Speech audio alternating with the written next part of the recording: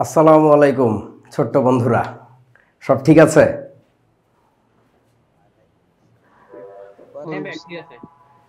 রাইয়ানের voice কতদিন পরে শুনলাম। হ্যাঁ, ইরফান কি জানি, জাওয়াদ রাইয়ান খান না কি একটা নাম, কঠিন একটা নাম, নবিতা। আচ্ছা, ওকে।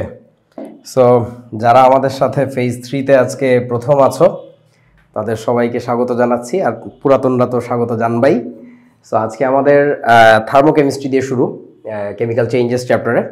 আর থার্মোকেমিস্ট্রি একটা শব্দ, এবং সো সিটা ছোট হাতের হবে, কিন্তু এটা আমার ব্যক্তিগত অভ্যাস এই সিটাকে বড় করে দেওয়া। একটু অপেক্ষা করো।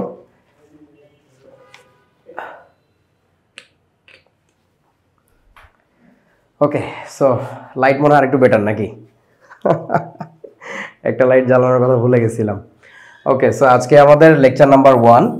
আমি যখন তোমাদের স্লাইড বানাচ্ছিলাম গতকালকে রাতে, তখন একটা জিনিস দেখে আবার অবাক হইলাম। আমার তো অবাক হওয়ার শেষ নাই। সেটা হচ্ছে যে এই যে তাপের ব্যাপারটা, এইটা দেখানো উচিত এই কেমিক্যাল চেঞ্জেসের শুরুতেই, অথচ এই জিনিসটাকে দিয়ে রাখছে চ্যাপ্টারে একেবারে লাস্টে। কি হাস্যকর রে ভাই! শুরু করছে কেমিক্যাল কাইনেটিক্স দিয়ে। আচ্ছা চলো, সো বিসমিল্লাহ করি। আজকে আমরা যে টপিকগুলো দেখব তার মধ্যে প্রথমটা হচ্ছে এনথালপি বা ধৃততাপ। তোমরা কি ধৃততাপ শব্দটা শুনে কিছু বুঝতেছো? এটা শুনে কি মনে হয় জিনিসটা আসলে কি? ধৃততাপ এমনি হ্যাঁ, কি কি তাপ? ধরে রাখা তাপ, ট্র্যাপড। ইংরেজিতে বলা যায় এটাকে trapped energy, TRAPPED, trapped. Trap বুঝো তো না, ফাঁদ। সো ওইখান থেকে আসছে আর কি। আচ্ছা, সো এনথালপি শব্দটার সাথে তোমরা আগে থেকে পরিচিত না? এনথালপি, ডেল এইচ, ওইগুলো আর কি। আচ্ছা, তো আমি কয়েকদিন আগে অফলাইনে একটা ব্যাচে ক্লাস নিচ্ছিলাম এই টপিকটায়, এই অধ্যায়টায়। তো ওরা আমাকে যেটা বললো সেটা হচ্ছে যে ওরা ডেল এইচ দেখছে, কিন্তু ডেল এইচকে যে এনথালপির পরিবর্তন বলে, বা এনথালপি শব্দটাই নাকি কোনোদিন শোনে নাই। 9-10 বইতে মনে হয় ছিল না, ছিল কি? কেউ দেখছো? আচ্ছা, ওকে। এই যে একটা গ্যাঞ্জাম। তারপরে তাপোৎপাদী তাপহারী বিক্রিয়া তোমরা হালকা পাতলা জানো, মানে এক্সোথার্মিক রিয়াকশন, এন্ডোথার্মিক রিয়াকশন। তাপ রাসায়নিক সমীকরণ, এটাকে বলে থার্মোকেমিক্যাল রিয়াকশন বা ইকুয়েশন। রিয়াকশন না, থার্মোকেমিক্যাল ইকুয়েশন। আর ল্যাভয়েসিয়া ল্যাপ্লাসের সূত্র আর কি।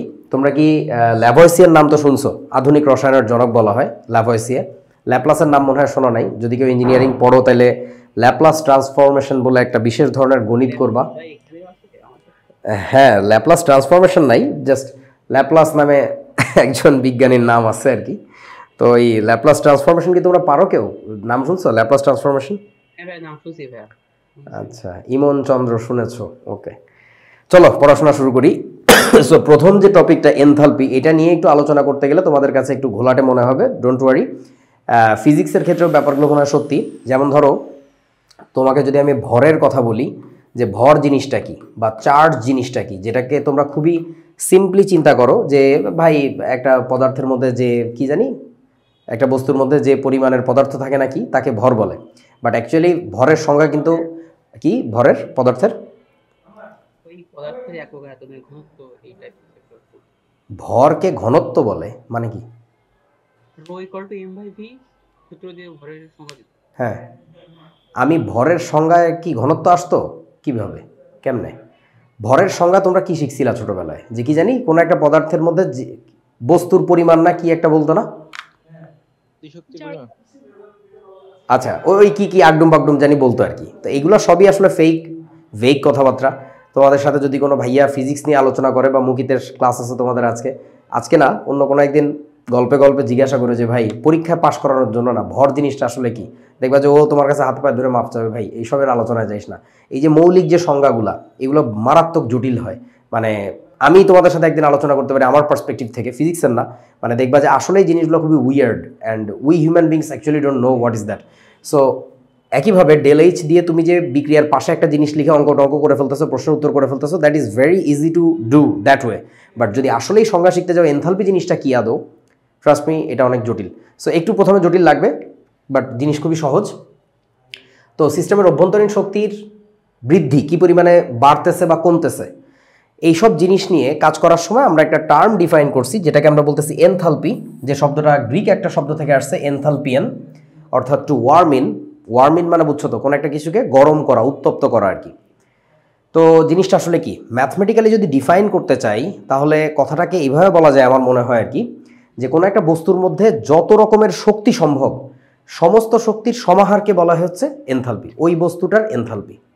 যেমন ধরো একটা বস্তুকে তুমি যদি ভূমি থেকে 5 মিটার উচ্চতায় রাখো, তাহলে বস্তুটার মধ্যে একটা নির্দিষ্ট পরিমাণে এনার্জি জমা থাকে না? এখানে একটা বস্তু আছে, তো সেই শক্তিটাকে তোমরা কিভাবে হিসাব করো জানি ফিজিক্সের লোকজনরা, কিভাবে হিসাব করো? হ্যাঁ, mgh। আচ্ছা, এখন আমি যদি তোমাকে বলি যে এইখানে যে বস্তুটা আছে এর পাশে আর একটা বস্তু আছে একই উচ্চতায়, কিন্তু তোমার এই বস্তুটা হচ্ছে ধরে নাও একটা বোমা, এটা একটা বোমা, আর এটা সিম্পলি একটা টেনিস বল। আমাকে এবার বলো এই বস্তু দুইটার শক্তি কি আসলে একই? ফিজিক্সের ভাষায় তো শক্তি দুইটা একই, বাট রসায়নের ভাষায় কিন্তু শক্তিটা আলাদা। কারণ হচ্ছে এইখান থেকে টেনিস বলটা পড়লে আসলে ওর যে বিভব শক্তি ছিল ওটা যে যান্ত্রিক শক্তিতে পরিণত হবে, আর এইটা নিচে পড়লে তো যান্ত্রিক শক্তিতে কি বলে বিভব শক্তি তো গতিশক্তিতে পরিণত হবেই, সেই সাথে কিন্তু আবার এটা বিস্ফোরিত হয়ে, বুঝতে পারছো তোমাকে অনেক বেশি কেমিক্যাল এনার্জি কিসে পরিণত হবে বলেন তো? এটা বোমা যখন ফাটে তখন রাসায়নিক শক্তি, শব্দ, তাপে পরিণত হবে, আবার তোমার এখানে গতিশক্তিতেও পরিণত হবে, কারণ তোমাকে উড়াই দিবে ওইখানে। আমার কথা কি বুঝছো?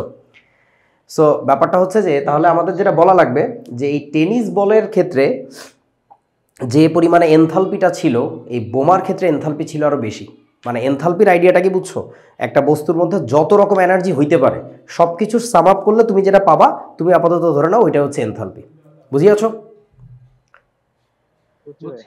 ওকে, সো এবার আসো, এখন আমরা যেহেতু গ্যাস নিয়ে কথাবার্তা বলি বেশি থার্মোডাইনামিক্স আলোচনা করতে গেলে, এটার কারণটা আমি আগে বলছি তোমাদেরকে যে গ্যাসের ক্ষেত্রে তাপ দিলে তার আয়তনের প্রসারণ বা সংকোচন খুব ভালো করে বোঝা যায়, দ্যাটস আমরা গ্যাস নিয়ে কথাবার্তা বলি।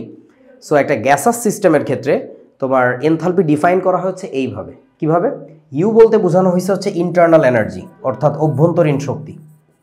অভ্যন্তরীণ শক্তি, তো সংজ্ঞাটা হচ্ছে এরকম, কোনো একটা গ্যাসাস সিস্টেমের, ট্রাস্ট মি এটা সবার ক্ষেত্রে না, এটা গ্যাসাস সিস্টেমের ক্ষেত্রে আমরা ডেফিনেশনটা দিই এইভাবে, কোনো একটা গ্যাসাস সিস্টেমের অভ্যন্তরীণ শক্তি এবং তার চাপ আয়তনের সমষ্টিকে, চাপ আয়তন মানে বুঝছো তো, চাপ ইনটু আয়তন, প্রেশার ইনটু ভলিউম, এইটার যে সামেশন, এইটাকে আমরা বলবো হচ্ছে ওই সিস্টেমের এনথালপি। তোমরা কি বুঝেছো? এখন তোমাদের সাথে আমার গ্যাস ডায়নামিক্সের আলোচনা হয়েছে পরিবেশ রসায়নের, ওইখান থেকে তোমাদের একটা কথা বুঝে আসার কথা, দেখি মনে আছে কিনা। এই পিভি এর গুণফলটা কি আমাকে একটু বলতে পারতে হবে। What is that PV? মাশাআল্লাহ, এইটা না পারলে এখন মাইর খাইতা। এইটা হচ্ছে তোমার কৃতকাজ। এই কৃতকাজটা কে করছে? এজেন্ট করছে নাকি সিস্টেম করছে বলেন তো? এটা হচ্ছে এজেন্টের করা একটা কাজ যেটা সিস্টেমের মধ্যে জমা হয়ে আছে। সো তাহলে সিস্টেমের ইন্টারনাল কিছু এনার্জি ছিল, কিছু ইন্টারনাল এনার্জি ছিল, তার সাথে আবার এজেন্ট ওর উপরে কাজ করছে। সো আলটিমেটলি ওর টোটাল এনার্জি কত দাঁড়াইছে? অভ্যন্তরীণ শক্তি প্লাস ওর উপরে এজেন্ট কর্তৃক কৃত কাজ। বুঝিয়াছো? আচ্ছা, এবার নতুন লোকজনের জন্য বলি যে তোমরা যেহেতু আগে এই ব্যাপারটা দেখো নাই, যে ভাই আপনারা কি কি জানি বলতেছেন, আমাদেরকে একটু বুঝিয়ে বলেন। ঠিক আছে, বুঝিয়ে বলছি। দেখো, তুমি একটু খেয়াল করো ভাই, চাপের সাথে আমরা যখন আয়তনকে গুণ করি তখন আসলে কি পাই? চাপ মানে কি ছিল? বল ভাগ হচ্ছে কি জানো? ক্ষেত্রফল। তো ক্ষেত্রফলকে কি লেখা যায়? দৈর্ঘ্য বা সরণের স্কোয়ার লেখা যায় নিশ্চয়ই, ইনটু আয়তন মানে আবার কি হবে এটা বলেন তো? সরণের কিউব হয়ে যাবে, মানে আসলে দৈর্ঘ্য আর কি। যাই হোক, সো কাটাকাটি ফাটাফাটি করলে ফাইনালি আমার এখানে কি থাকে? বলের সাথে গুণাকারে থাকবে হচ্ছে কি? সরণ। বল ইনটু সরণ মানে কি বলেন আমাকে এবার? কাজ, amount of work. So ball into সরণ মানে আসলে কাজ।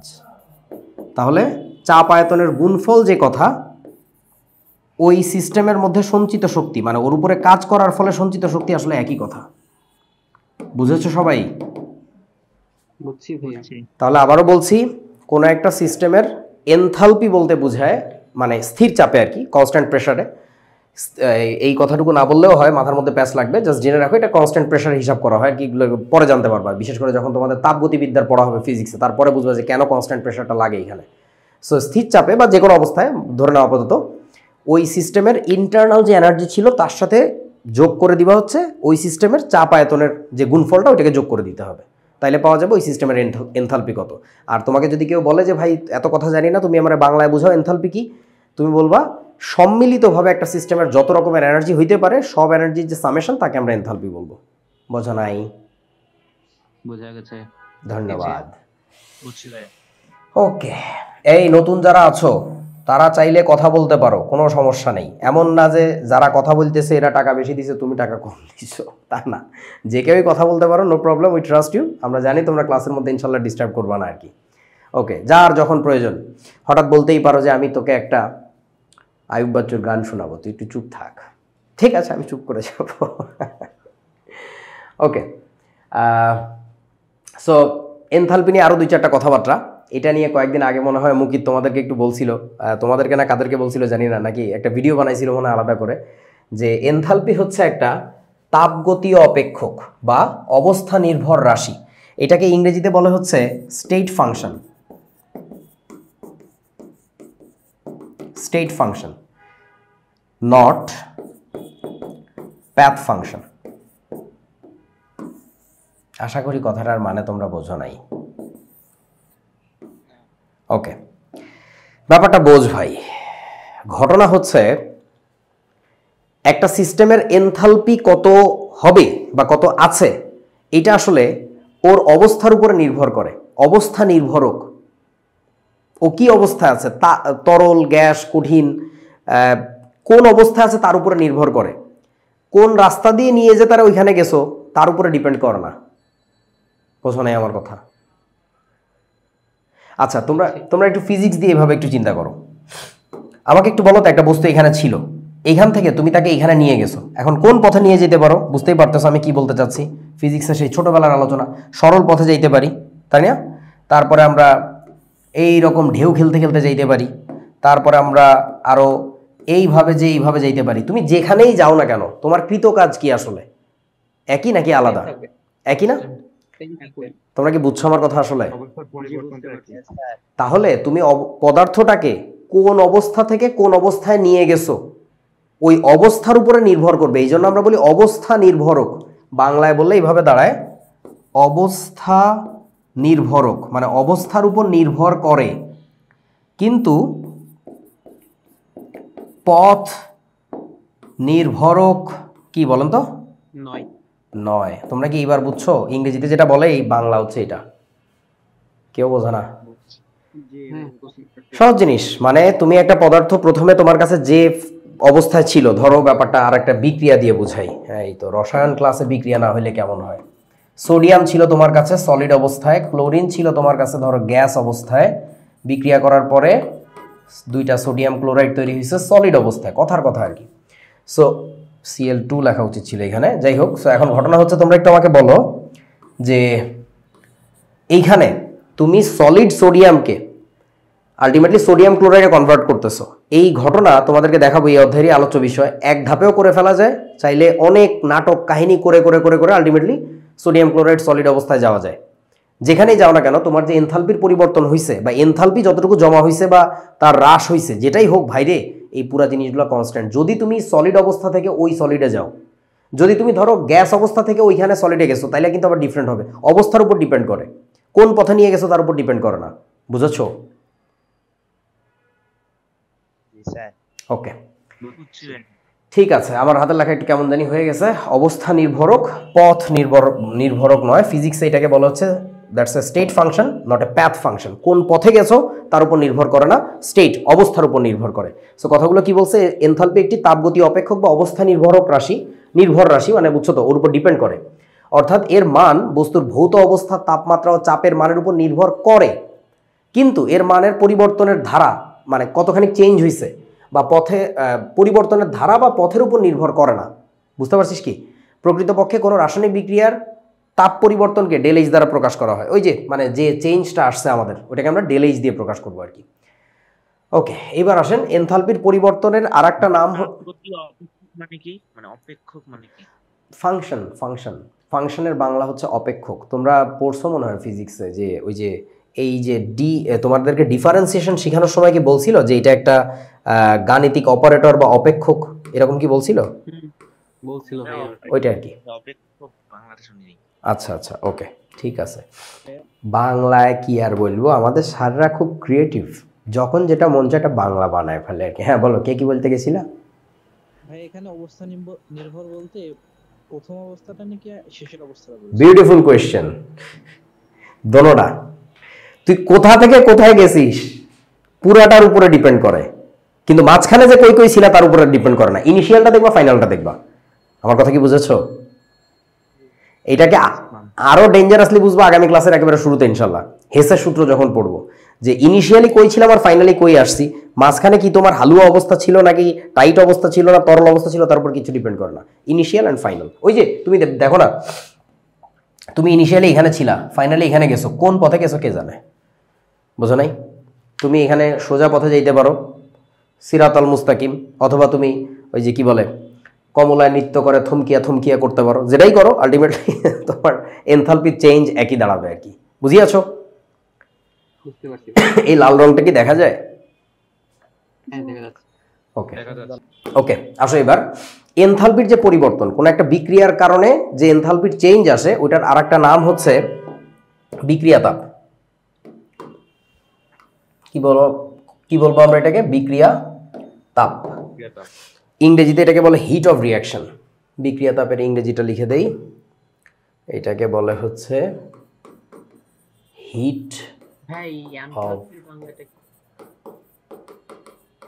তোমরা কি কেউ ইমনকে একটা কিল দিতে পারবা? কেউ কি ওকে একটা কিল দিতে পারবা? আমার খুব আনন্দ মানে লাগবে। ভাই আমি এক জায়গায় আসলে এনথালপিকে বাংলায় এভাবে দেখেছি, মানে ওই পাশে বাংলা করে নিয়েছো না বললাম। তুমি তো এরকম আগডুম বাগডুম কত কথাই বলো।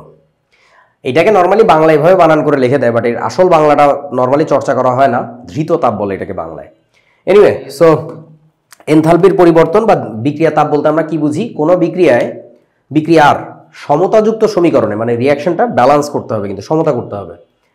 সমীকরণ মতে বিক্রিয়ক সমূহের সংখ্যানুপাতিক মোল পরিমাণে সম্পূর্ণ বিক্রিয়ার ফলে উৎপন্ন অথবা শোষিত তাপের পরিমাণকে বিক্রিয়া তাপ বলা হয়। আশা করি কিছু বোঝো নাই। ধরো কথার কথা, কার্বনের সাথে তোমরা জানো অক্সিজেনের বিক্রিয়া যদি হয় তাহলে কি তৈরি হয় জানো? Carbon die oxide. মাশাআল্লাহ, কার্বন ডাই অক্সাইড CO2 তৈরি হবে। এখন প্রথম কথা হচ্ছে ভাই, কার্বন মনোক্সাইডও তো হইতে পারতো, রাইট? আপাতত আমি কার্বন ডাই অক্সাইডের কথা বলতেছি আর কি, এই বিক্রিয়াটার কথা বলতেছি। এখন এইটা যদি সলিড থাকে, এইটা যদি গ্যাস থাকে, আর এটাও যদি গ্যাস হয়, মানে এই বিক্রিয়াগুলোতে ফিজিক্যাল স্টেটগুলো লেখাটা খুব জরুরি, বুঝেছো? মানে জাস্ট বিক্রিয়া লিখলে হবে না আর কি, তারপরের কাজ কি করতে হবে? বিক্রিয়াটাকে সমতাও করা লাগবে। সমতা করার পরে তুমি এই ডান পাশে যে ডেলএইচটা লেখো, ওই ডেলএইচটাকে আমরা কি বলতেছি? ওই বিক্রিয়াটার কি বলেন তো? বিক্রিয়া তাপ। ধরো এই বিক্রিয়ার, হ্যাঁ ধরো এই বিক্রিয়াটার ডেলএইচ এর মান হচ্ছে 396 কিলোজুল। কথার কথা আমি জানি না কত, আমার জানাটা জরুরি না। সো এই যে ডেলএইচটাকে পাইছো তুমি, এইটাকে তুমি বলবা হচ্ছে ওই বিক্রিয়াটার কি বলেন তো? বিক্রিয়া তাপ। এনথালপির পরিবর্তন বা সোজা কথায় বিক্রিয়া তাপ, হিট অফ রিয়াকশন। সো আমাদের এই বিক্রিয়াটার পরে যে পরিমাণে চেঞ্জ আমরা পাবো, যে পরিবর্তনটা হবে এনথালপির, সেটাকে আমরা বলবো হচ্ছে ওই বিক্রিয়ার বিক্রিয়া তাপ। তবে you have to make sure one thing, সেটা হচ্ছে যে বিক্রিয়াটার যেন সমতা ঠিক থাকে এবং বিক্রিয়াটার জন্য ফিজিক্যাল স্টেট উল্লেখ করা থাকে। তবে ফিজিক্যাল স্টেট যদিও আমরা নর্মালি লিখি না, বাট আন্তর্জাতিকভাবে নিয়ম হচ্ছে ফিজিক্যাল স্টেট সহ লেখা। কারণ দেখো ভাই, কার্বন যদি সলিড না থাকে, এই কার্বনটা যদি আমাদের অন্য কোনো ফেজে থাকতো, লাইক তুমি ভস্মীভূত কার্বন বা বাষ্পীভূত কার্বন নিয়ে কাজ করতেছো, ডেফিনেটলি তুমি এনথালপি চেঞ্জ করা লাগতো আরো ডিফারেন্ট অ্যামাউন্টে। তোমরা কি বুঝিয়েছো আমার কথা? সো ডেফিনেটলি তোমার এই স্টেটগুলো উল্লেখ করা উচিত আর কি। সো আশা করি বুঝতে পারছো, খুবই সিম্পল জিনিস আর কি, ডেলএইচ কাকে বলে। বা ঋতু তাপের পরিবর্তন বললে কি সমস্যা হতো? কোনো সমস্যা হইতো না, জাস্ট শব্দটা বড় হয়ে যেত আর কিছু না। মানে এনথালপি শব্দটাও সুন্দর, এই জন্য সবাই বাংলায় ওই নামটাই ব্যবহার করে, আর আমাদের বাঙালিদের বাংলা নামের প্রতি একটু অ্যালার্জি কাজ করে, এই কারণে আমরা ইংরেজি বলতে স্বাচ্ছন্দ্য বোধ করি, বাট অ্যাকচুয়ালি একই কথা আর কি। ঠিক আছে, ওকে। সো চলো বন্ধু, তোমার নাম কি বন্ধু? ভাইয়া পার্থ। তুই পার্থ? জি ভাইয়া। মনে হচ্ছে তোর ভয়েস অনেকদিন পরে শুনতেছি, নাকি আমার সর্দির কারণে তোদের কথা উল্টাপাল্টা শুনতেছি? আচ্ছা, এনথালপির পরিবর্তন বা বিক্রিয়া তাপ নিয়ে বিশেষ একটা কথা, যে ডেলএইচটা আসলে বাইর করে কিভাবে? আমরা জানি পরিবর্তন, তাই না? এটা বলতেছি আমরা পরিবর্তন। তো পরিবর্তন বের করতে গেলে আমরা কিন্তু বিক্রিয়ক থেকে উৎপাদ বাদ দিতে পারতাম, আবার উৎপাদ থেকে বিক্রিয়ক বাদ দিতে পারতাম। তো সবসময় নিয়মটা হচ্ছে কি বলেন তো? উৎপাদের শক্তি থেকে বিক্রিয়কের শক্তি বাদ দিতে হবে, বুঝেছো? এটা কোনোভাবে মানে ঝামেলা করা যাবে না। যেমন ধরো ফিজিক্সে তোমরা এই কাজ অহরহ করে থাকো, তুমি ত্বরণ মানে কি শিখছিলা? বেগের পরিবর্তন বাই কি সময়ের পরিবর্তন, সেই পরিবর্তন নেওয়ার জন্য কোনটা মাইনাস কোনটা করতা, you minus V by T নাকি এরকম নাকি? না ভাইয়া, শেষ থেকে আদি বিয়োগ। তোমাকে এইটা যদি ঠিক করে না দিত তাইলে একটা ঝামেলা হইতো, এটা কি বোঝো? মানে যার যা মন চাইছে সে যদি সেটা করতো, কেউ আদি থেকে শেষ বাদ দিচ্ছে, কেউ শেষ থেকে আদি বাদ দিলে একটা ঝামেলা হইতো। বলেন তো সেই ঝামেলাটা কি? উল্টা পাল্টা হয়ে যেত। উল্টাপাল্টা হয়ে যাইতো বলতে কি, তরল মন্দ হয়েছে তো মন্দ না না আমার কথাটা তোরা বুঝিস নাই। মানে ধর আমি তোদেরকে স্বাধীনতা দিলাম যে কারোর ইচ্ছা করলে আদি মাইনাস শেষ করতে পারবে, আবার কেউ ইচ্ছা করলে শেষ মাইনাস আদি করতে পারবে। তখন সমস্যাটা যেটা হইতো, এখন চিহ্নের একটা রীতি আছে, সেই রীতিটা হচ্ছে যদি এ এর ভ্যালু পজিটিভ আসে আমরা বলতে পারি দ্য অবজেক্ট ইজ অ্যাক্সিলারেটিং, মানে তার ত্বরণ হচ্ছে, সে বেগ বাড়াচ্ছে। কারোর ক্ষেত্রে যদি এ এর ভ্যালুটা নেগেটিভ আসে সে দাবি করবে যে ভাই বস্তুটা তো থেমে যাচ্ছে, কথা ঠিক না? হ্যাঁ। কিন্তু যদি এক একজন এক একভাবে ইচ্ছামতো করতে পারতো তখন আর আমরা ওই কথাটা বলতে পারতাম না। সো একইভাবে ডেল এইচ এর সাইনটা, সিম্বলটা যে প্লাস না মাইনাস, এইটা আমাদের যেন কাজে লাগে, এই কারণে আমরা ডেফিনেশন সেট করে দিছে সায়েন্টিস্টরা যে সবসময় উৎপাদ মাইনাস বিক্রিয়ক করা লাগবে। আমার কথা কি বুঝেছো? কি ভাইয়া? কি বুঝতে পারছি। সিম্পল জিনিস, মানে যদি এটা না করে বিজ্ঞানীরা সবাই মিলে যদি ঠিক করতো যে ভাই আমরা বিক্রিয়ক মাইনাস উৎপাদ করলে কি সমস্যা, কোনো সমস্যা নেই, যে কোনো একটা রীতি ফলো করা লাগবে। বাট আন্তর্জাতিকভাবে এটা প্রচলিত, এই জন্য বললাম আর কি। সো উৎপাদের শক্তি মাইনাস হচ্ছে বিক্রিয়কের শক্তি, এটা সবসময় করা লাগবে। তাহলে আমরা একটা কথা কি বলতে পারি যে ডেল এইচ ইকুয়াল টু, তাহলে আমরা মনে রাখবো ইউ কি বলতো, পি মাইনাস হচ্ছে কি ইউ আর। এটা কি লেখা যায়? ইউ মানে বুঝছো তো ইন্টারনাল এনার্জি। মানে বইতে অনেক জায়গায় দেখবা, যে কোনো বই ফলো করলে কোনো জায়গায় অভ্যন্তরীণ শক্তিকে বড় হাতের ইউ দিয়ে লেখছে, আবার কোনো জায়গায় অভ্যন্তরীণ শক্তিকে বড় হাতের ই দিয়ে লেখছে। তাহলে এটাকে আবার লেখা যায় কি বলেন তো, ইপি মাইনাস হচ্ছে পি মাইনাস ইয়ার। ইআর। মানে তুমি ই দিয়ে লেখো আর ইউ দিয়ে লেখো, একই কথা আর কি, বুঝেছো? বুঝছি ভাইয়া। আচ্ছা, সো ইউ ই দুইটা দিয়েই অভ্যন্তরীণ, বুঝি নাই? পি দিয়ে কি বুঝাইছে? সাবস্ক্রিপ্ট। ওরে বন্ধু, পি দিয়ে বুঝাইছে প্রোডাক্ট, উৎপাদ, বুঝেছো? আর দিয়ে কি বুঝাইছে তুমি এবার আমাকে বলো। রিঅ্যাক্ট্যান্ট। রাইয়ান, তোকে আমি যদি না কিলাই রেজাল্ট, ও এই কয়েকদিন ধরে আমি বুঝছি ও ফেজ 2-তে পড়ে নাই, কারণটা হচ্ছে ও ফিজিক্স পড়তে গেছিল কোনো এক জায়গায়। ও যা দেখে এখন সব আর মানে তো লব্ধি ভাই, ভেক্টরের লব্ধি রিঅ্যাক্ট্যান্ট। ওকে, সো এবার আসেন তাপোৎপাদী ও তাপহারী বিক্রিয়া কাকে বলে। খুব সুন্দর সংজ্ঞা, সহজ সংজ্ঞা। যে বিক্রিয়ার ক্ষেত্রে কি হবে, বিক্রিয়কের চেয়ে উৎপাদের অভ্যন্তরীণ শক্তি কম থাকবে, বিক্রিয়কে বেশি উৎপাদে যে কম, তাহলে কি হবে, বাকি এনার্জি কই গেল, শক্তির তো সৃষ্টি বা ধ্বংস নাই, তাহলে বাকি শক্তি সে ছেড়ে দিছে নিশ্চয়ই। ওই ছেড়ে দেওয়ার ফলে অভ্যন্তরীণ ভিতরে জমা করা শক্তিটা যখন সে ছেড়ে দিবে তখন পরিবেশটা দেখবা কি গরম হয়ে গেছে। এটাকে আমরা বলি বিক্রিয়া অঞ্চলের তাপমাত্রা বেড়ে যাওয়া। যখন বিক্রিয়া অঞ্চলের তাপমাত্রা বেড়ে যাবে তুমি বলবা যে বিক্রিয়াটা তাপোৎপাদী, তাপ উৎপন্ন করছে, তাপ ছেড়ে দিছে, বোঝো নাই? বুঝছি ভাইয়া। যেসব বিক্রিয়ায় উৎপাদের চেয়ে বিক্রিয়ক সময়ের অভ্যন্তরীণ শক্তি বেশি থাকে, বিক্রিয়কের বেশি থাকে কিন্তু বিক্রিয়কের বেশি উৎপাদের ছোট, সেক্ষেত্রে উদ্ধৃত শক্তি, উদ্ধৃত মানে বোঝো তো এক্সট্রা শক্তি, পরিবেশে তাপ শক্তি আকারে নির্গত হয়, তখন বিক্রিয়া পরিবেশের তাপমাত্রা বৃদ্ধি পায়, একে তাপোৎপাদী বিক্রিয়া বলা হয়। ইংরেজিতে বলি এক্সোথার্মিক রিয়াকশন। এক্সো মানে বুঝছো তো এক্সার্ট, বের করে দেওয়া, নির্গত করা আর কি, হ্যাঁ, বা ফলানো কোনো একটা কিছু। সো এই জিনিসটাকে আমি ফিজিক্যালি একটু এইভাবে চিন্তা করি আর কি, আমার ভাল লাগে, ছোটবেলা থেকে আমি এইভাবে কল্পনা করি। এইটা হচ্ছে ধরো বিক্রিয়ক, এইটা হচ্ছে তোমার উৎপাদ। উৎপাদের এনার্জি কি হবে বলেন তো, কম।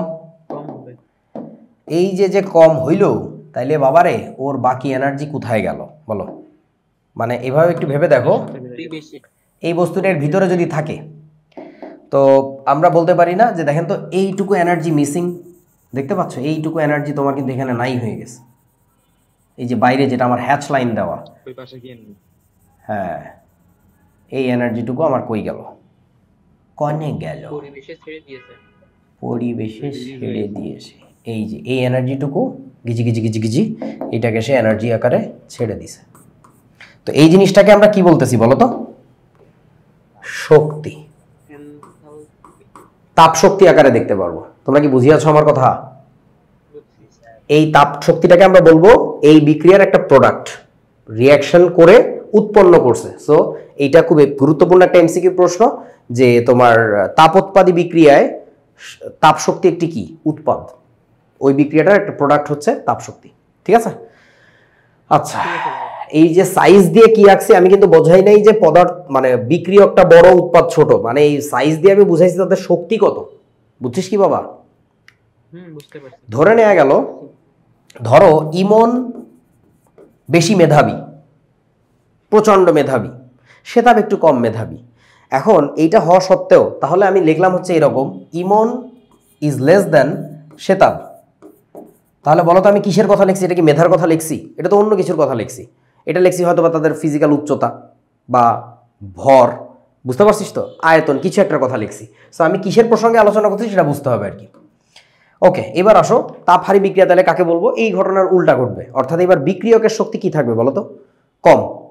বিক্রিয়কে কম, কিন্তু উৎপাদে যায় দেখবো অনেক এনার্জি। কথা হচ্ছে ও এক্সট্রা এনার্জি কই থেকে পাইলো? ও পরিবেশ থেকে টেনে টুনে নিজের পেটের মধ্যে ঢুকাইছে, নিজের মধ্যে জমা করবে। তাহলে পরিবেশটা কি হয়ে যাবে বলেন তো? ঠান্ডা নাকি গরম? ঠান্ডা হয়ে যাবে। পরিবেশ ঠান্ডা হয়ে যাবে। দ্যাটস হোয়াট ই কল তাপহারী বিক্রিয়া। এই বিক্রিয়ার ফলে তাপ হারায় যায়। কই হারায় গেছে জানি না, সিস্টেমের মধ্যে ঢুকে গেছে। সিস্টেমের আগের বার কি সিস্টেম থেকে বের হয়ে আসছিল না? হ্যাঁ, এইবার সিস্টেমের ভিতরে এনার্জিটা ঢুকে যাবে আর কি। আচ্ছা, তাহলে আমরা এবার কি করব? এই ছবি এত কষ্ট করে আঁকবে কে? এইটা আসলো। এবার বলো, ও কি এনার্জি একসেপ্ট করবে না পরিবেশ থেকে? এই যে শক্তি খাচ্ছে, হ্যাঁ, হ্যাঁ। শক্তি খাওয়ার ফলাফলে আমরা কি পাবো? শক্তি খাওয়ার ফলাফলে আমরা এই বস্তুটা পাবো, এইরকম একটা ঘোড়ার ডিম পাবো। এই যে, বুঝতে পেরেছো বন্ধুরা? দেখে কেমন মিষ্টি কুমড়ার মতো লাগতেছে আমার কাছে এখানে স্ক্রিনে। ওকে, সো আমাকে একটু বলো, তাপহারী বিক্রিয়ার ক্ষেত্রে পরিবেশের যে শক্তিটা সেটাও কি বিক্রিয়ার একটা কি উৎপাদ না? না ভাই, এটা তো বিক্রিয়ক। এটা একটা বিক্রিয়ক, এটা ভুল করা যাবে না। তাহলে তাপ উৎপাদী বিক্রিয়ার ক্ষেত্রে তাপ উৎপন্ন হয় যেখানে, ওখানে তাপ শক্তি একটা উৎপাদ। আর তাপহারী বিক্রিয়ার ক্ষেত্রে তাপ শক্তি একটা বিক্রিয়ক, তাপ শক্তি এর সাথে অ্যাডেড হয়ে কিছু একটা তৈরি করে, প্রোডাক্ট তৈরি করে। আচ্ছা, এখন কথা হচ্ছে তোমাদেরকে আমি একটু পেঁচাবো, ইফ ইউ ডোন্ট মাইন্ড। আমাকে একটু বলো তো, মানে এই জিনিসটা তোমাদের লাগবে অ্যাডমিশন রিলেটেড কিছু কোয়েশ্চেন সলভ করতে গেলে। আমি জাস্ট একটু আগে থেকে গ্রাউন্ড প্রিপেয়ার করে রাখতেছি যেন আমাদের ল্যান্ডিংটা স্মুথ হয়, তখন যেন অবাক হয়ে তাকায় না থাকো। আমাকে একটু বলো তো বাবা, যে নর্মালি কোন বিক্রিয়া বেশি স্বতঃস্ফূর্ত হওয়ার কথা, তাপোৎপাদী নাকি তাপহারী? কোন বিক্রিয়া কোন ধরনের? তাপোৎপাদী। কেন? বেশি স্বতঃস্ফূর্ত হওয়ার কথা। কেন? সিস্টেমকে গরম করা সবথেকে সহজ কাজ, আর সিস্টেমকে ঠান্ডা করা পৃথিবীর সবথেকে কঠিন কাজ। হ্যাঁ, এক ধরনের আনসার দিছো, মুখস্থ আনসার, ভালো লাগে নাই। আর কেউ আরো একটু গভীরের ব্যাখ্যা? এনট্রপির পরিবর্তন ওখানে কম, এখানে বেশি। হ্যাঁ, হয়েছে সঠিক উত্তর, কিন্তু কম। পছন্দ হচ্ছে না, ভালো করে বলো। এনট্রপির দিকে যাইতে চায় সকল বস্তু, তাই। আরে সহজে বল, ধর আমি একেবারে বাচ্চা একটা, আমি ক্লাস 2-তে পড়ি, আমারে বুঝাবি কেমনে? সেভাবে বুঝা। পরিবেশে ছড়িয়ে পড়ে। তার সাথে যায় মানে তাপটা কত যায় মানে পরিবেশের জন্য। আবার একটু বলো ভাইয়া, বুঝি নাই। ভাই বলছি যে আমরা সবসময় তাপ মানে তাপ ছাড়তে চাই এই জন্য, মানে তাপ ত্যাগ করতে চাই তখন শক্তি ত্যাগ করার জন্য সবসময় তো পরিবেশে তাপ ত্যাগ করা হয়। ওকে, তোমার নাম কি? কিন্তু ফিজু। ফিজু, মনে পড়ছে তোমার কথা। ওকে, তোমরা আমাকে একটু বলো, আমার হাতে একটা পিপেট আছে, এই পিপেটটা যখন খাড়া থাকে এইভাবে, এ কি দাঁড়াবে নাকি পড়ে যাবে? পড়ে যেতেছে। সো এখন ওর এনার্জি বেশি নাকি পড়ে গেলে ওর এনার্জি বেশি হয়, কোনটা? ডাউন থাকার অবস্থায় তোর এনার্জি সবথেকে বেশি থাকে। দাঁড়ানো অবস্থায় বেশি। এইখানে বেশি, রাইট? খাড়া অবস্থায় এইখানে তার এনার্জি কম। তোমরা কি ফিজিক্সের ওই ঘটনাটা জানো, মানে ফিজিক্সের শেখার কথা, যে দুনিয়ার যে কোনো কিছু স্থিতিশীল হয় কোন অবস্থায়? বেশি এনার্জিতে নাকি লো এনার্জিতে বলুন তো? লো এনার্জিতে। যত লোয়ার এনার্জি তত বেশি স্থিতিশীল। তুমি যখন পিটি করতেছো, দাঁড়ায় আসো, তখন তুমি স্থিতিশীল না। তুমি যখন ক্লাসে এসে একটু বসছো, তখন তুমি স্থিতিশীল। যদি তুমি ক্লাস থেকে এসে বাসায় শুইয়া পড়ো, তুমি প্রচণ্ড স্থিতিশীল, এবং ওইখান থেকে তুমি আম্মুর লাথি এবং ঝাঁটা না খেয়ে কোনোভাবে ওঠো না কিন্তু। তার মানে স্বতঃস্ফূর্তভাবে কোন ঘটনাটা ঘটে বলো? পড়ে থাকা জিনিস কি একা একা উঠে দাঁড়ায়, নাকি দাঁড়ানো জিনিস একা একা নেমে যায়, কোনটা স্বতঃস্ফূর্ত বলেন তো? দাঁড়ানো জিনিস আগে আরো জিনিস বুঝতে পারছেন? As simple as that. তাহলে ব্যাপারটা হচ্ছে এরকম, ওর এনার্জি বেশি ছিল, ও এনার্জি যখন কমায় নিয়ে আসছে, সো আমার একটা কথা আমি বলতে পারি, মোটামুটি একটা রাফ আইডিয়া দিতে পারি তোমাদেরকে, বা একটা কথা বলা যায় মনে হয়, সেটা হচ্ছে যে ওরে বাবারে এটা কি আঁকছি, আচ্ছা হইছে। এই ক্ষেত্রে আমরা যদি স্ট্যাবিলিটির কথা বলি, হ্যাঁ, কেমিক্যাল স্ট্যাবিলিটি, অর্থাৎ বাংলায় কি বলে জানি না, রাসায়নিক সুস্থিতি, সুন্দর একটা বাংলা হয়েছে, রাসায়নিক সুস্থিতি। কেমিক্যাল স্ট্যাবিলিটির কথা বলি, এই ক্ষেত্রে কার কেমিক্যাল স্ট্যাবিলিটি বেশি, প্রোডাক্টের নাকি রিঅ্যাক্ট্যান্টের বলেন? প্রোডাক্টের। তাহলে কেমিক্যাল স্ট্যাবিলিটির কথা চিন্তা করলে এইখানে হচ্ছে প্রোডাক্টের chemical stability is greater than কি বলেন তো, রিঅ্যাক্ট্যান্ট। রিঅ্যাক্ট্যান্ট। তোমরা কি বুঝছো আমার কথা বন্ধু? আর ভাইয়া এইখানকার কথা যদি তুমি বলো, এই সেন্সে বা এই জায়গাটাতে কেমিক্যাল স্ট্যাবিলিটি কার বেশি হবে, উল্টা ঘটনা। বুঝেছো? বুঝছি ভাইয়া। ধন্যবাদ। তাহলে এই চিহ্নটা জাস্ট উল্টায় দিলেই হয়ে যাচ্ছে, এই যে। আশা করি বুঝেছো। এই আইডিয়াটা লাগবে আমাদের কোনো এক জায়গায়, জাস্ট আপাতত একটু শুনে রাখলাম, যদিও তোমরা তখন ভুলে যাবা, আমি তো বলছি। ওকে, এবার বলো তাহলে তাপোৎপাদী বিক্রিয়ার ক্ষেত্রে একটু মনে মনে কল্পনা করো, তাপোৎপাদী বিক্রিয়ার ক্ষেত্রে বিক্রিয়কের এনার্জি বেশি থাকে নাকি উৎপাদের এনার্জি বলেন তো? বিক্রিয়কের বেশি থাকে, উৎপাদে এসে ছোট হয়ে যায়, সো এই এক্সট্রা জিনিসগুলো শক্তি আকারে ছেড়ে দেয়। তাহলে আমরা কি লিখবো, বিক্রিয়কের অভ্যন্তরীণ শক্তি কি বেশি না কম? বেশি। বেশি, এই রকম চিহ্ন হবে, ঠিক আছে। আর এই ক্ষেত্রে তাহলে ডেফিনেটলি তার উল্টা চিহ্নটা হবে, সো আমি একবারে করে দিচ্ছি। এই সবাই বুঝেছো? বুঝছি ভাইয়া। কোনো ক্লাস আছে? ওকে, এইবার আমাকে একটু বলো তো তাহলে, তাপোৎপাদী বিক্রিয়ায় যখন আমরা ডেলএইচ বের করতে যাব, কি বিপজ্জনক পরিস্থিতি। এই ক্ষেত্রে যখন আমরা ডেলএইচ বের করতে যাব, তখন দেখো তো নিয়মটা কি, কোনটা থেকে কোনটা মাইনাস করতে হয়, উৎপাদ থেকে বিক্রিয়ক নাকি বিক্রিয়ক থেকে উৎপাদ, কোনটা? উৎপাদ থেকে বিক্রিয়ক। উৎপাদের শক্তি থেকে বিক্রিয়কের শক্তি বাদ দিতে হয়। তাহলে উৎপাদেরটা কম, তার মানে একটা ছোট ডেটা, আমি এইভাবে লিখতেছি, একটা ছোট ডেটা, সেইখান থেকে বাদ দিতে হচ্ছে কি বলুন তো, একটা বড় ডেটা। তাহলে আমার এখানে বিয়োগ ফলটা কি আসবে বলুন তো, এটা সবসময় that will always be negative. তোমরা কি বুঝেছো? বুঝছি ভাইয়া। আচ্ছা, এবার তাহলে বলেন তো এদের ক্ষেত্রে কি হবে, ডেলএইচ বের করতে গেছি আমরা, সবসময় কি আমাদের উৎপাদ মাইনাস বিক্রিয়ক, তো এখানে উৎপাদটাই তো বড়, বড় একটা ডেটা থেকে তুমি বাদ দিচ্ছ কাকে, ছোট একটা ডেটাকে, তাই না? তাহলে এই মানটা অবশ্যই অবশ্যই কি আসবে বন্ধু, পজিটিভ আসবে। বুঝতে পেরেছো? পজিটিভ। সো আমি যতদূর জানলাম, ওই যে অফলাইনে ক্লাস নেওয়ার সময় গতকালকেই, যে তোমাদেরকে সম্ভবত এই জিনিসটা 9-10-এ বোঝানো হয় নাই, যে কেন যে তাপোৎপাদী বিক্রিয়ার ডেলএইচ নেগেটিভ হয় আর তাপহারী বিক্রিয়ার ডেলএইচ পজিটিভ হয়, জাস্ট বলছিল যে এটা হয়, ব্যাখ্যা কি দিছিল? না হয়। না দেয়নি। কি যে বিপদ, এগুলো আমরা ছোটবেলায় শিখছি, এগুলো তোরা এখন বুড়ো হয়ে গেছোস, এখন শিখতেছোস, কি একটা অবস্থা। এগুলো একেবারে খুবই সিলি বিষয়, এগুলো কেন বলে দেয় না আল্লাহ জানে, হয়তো বা আমি বলবো তাই বলেন। আচ্ছা, এখন শিখলা, এখন মনে রাখবা, আর ভোলা চলিবে না।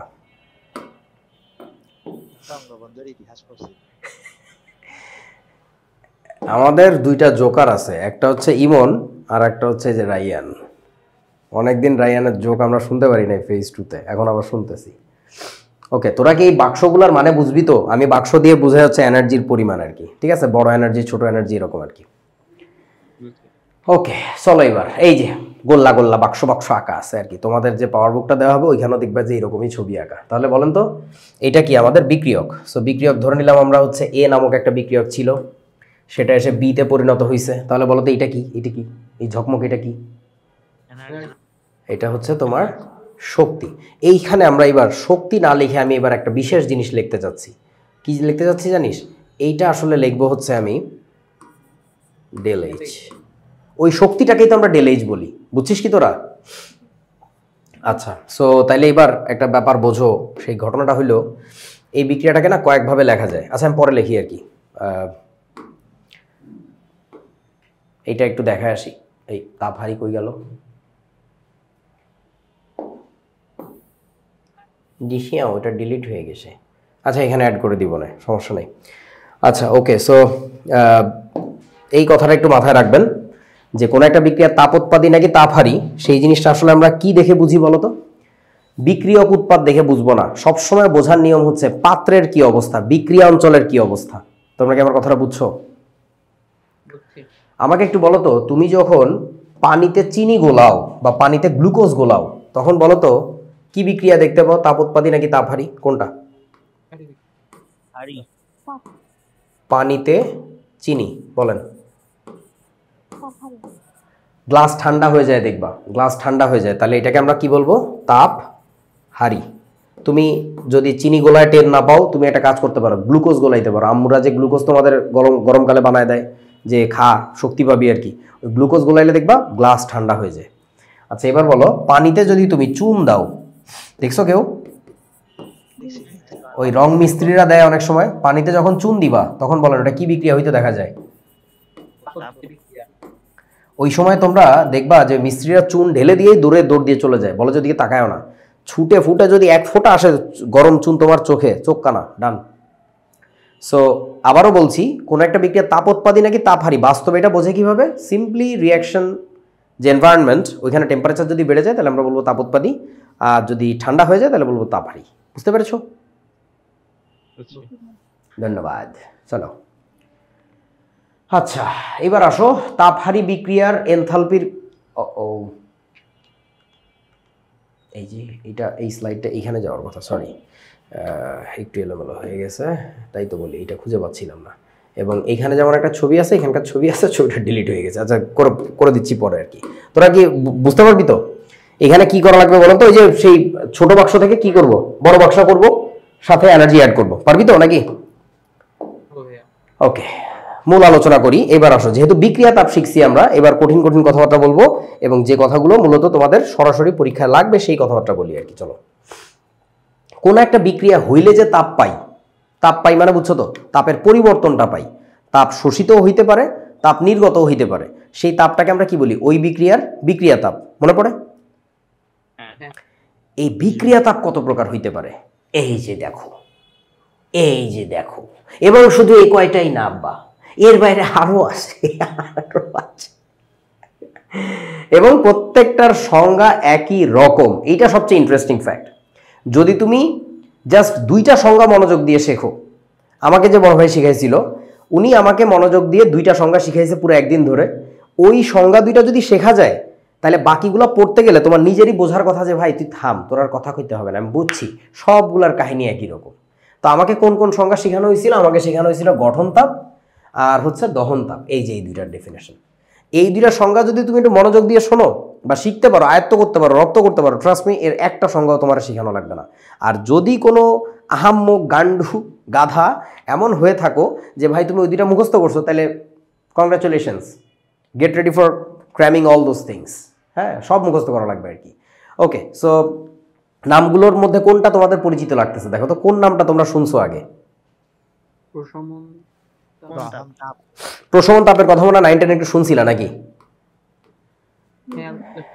কি বলছিল? সবল অ্যাসিড ও ক্ষারের প্রশমন তাপের মান জানি কত বলছিল? -57.34 এরকম কি বলছিল? বলে নাই? ওকে, সো ঊর্ধ্বপাতন মানে বুঝছো? ঊর্ধ্বপাতন কোনটাকে বলে? কঠিন থেকে সরাসরি বাষ্পীভূত হওয়া, এই ঘটনাটাকে আমরা বলি হচ্ছে ঊর্ধ্বপাতন। সো ভাই দেখ, এই সবগুলোর ডেফিনেশন একই রকম, আগামী দিন পড়বো আমরা ইনশাল্লাহ। আজকে জাস্ট হালকা করে একটু শুনে রাখ। ধর গঠন তাপ, এটাকে অনেক সময় বলা হচ্ছে সংগঠন তাপ। সংগঠন মানেই তো গঠন। তো এটার ইংরেজি হচ্ছে হিট অফ ফরমেশন। আচ্ছা আমি একটু দুই একটা ইংরেজি লিখে দিই, তাহলে বুঝতে পারবা। Heat of formation. ফরমেশন মানে বুঝো কোন একটা পদার্থ তৈরি হওয়া, বুঝো নাই বন্ধু? Heat of formation. আচ্ছা, তারপরে ধরো ল্যাটিস তাপের তো ইংরেজি ল্যাটিস তাপ, তাই না? আয়নীকরণ তাপ, আয়োনাইজেশন এনথালপি। দহন তাপ, এটাকে কি বলে? Heat of কম্বাসশন। কম্বাসশন মানে বুঝো তো দহন, জ্বালায় দেওয়া, পোড়ায় দেওয়া, এই টাইপের আর কি, এটাকে বলে হিট অফ কম্বাসশন। সো দেখ ভাই, গঠন তাপ মানে কিছু না, আমি আবারও বলতেছি, এখন কিন্তু আমি শেষ করে দিচ্ছি না, জাস্ট নামটা শোনায় তোমার কাছে পরিচিত করা রাখতেছে, আগামীকালকে যেন পড়াইলে সহজ লাগে। গঠন তাপ মানে কি, কোনো একটা পদার্থ বানাবো আমি, গঠন করবো, গঠন করলে যে ডেল এইচ পাওয়া যাবে তারে বলবো ওই পদার্থের গঠন তাপ। শেষ, কিছু বোঝো নাই। বুঝছি।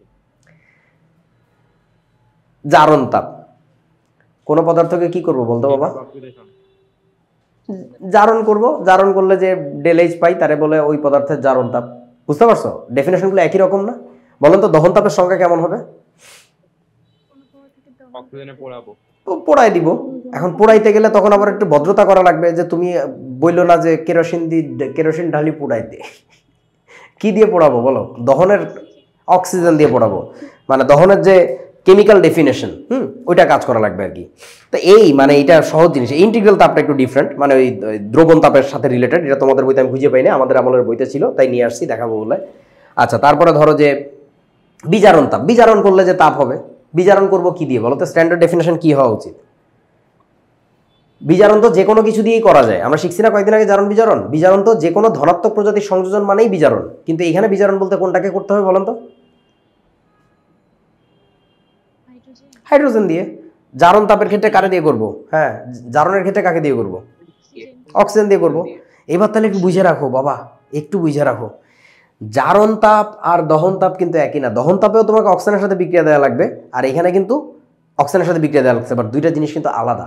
তার মানে হচ্ছে বোঝো, কোন একটা কিছুকে পোড়ানো মানে কি? তাকে কি ছেঁকা দেওয়া নাকি পোড়ায় ফেলা? কোনটা?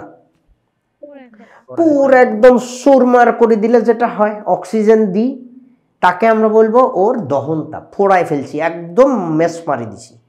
আর জারণ তাপ মানে ওকে একটু সেকা দিছি, ওকে প্রথম ধাপের যে, তোমরা বোঝো নাই আমার কথা বন্ধু। ব্যাপারগুলো খুবই মজার, ঠিক আছে? সো আমি জাস্ট আপাতত দেখায় রাখতেছি হরেক রকমের বিক্রিয়া তাপ, মানে বিক্রিয়া তাপ কত কিসিমের হইতে পারে, বহু কিসিমের হইতে পারে, just get ready for that.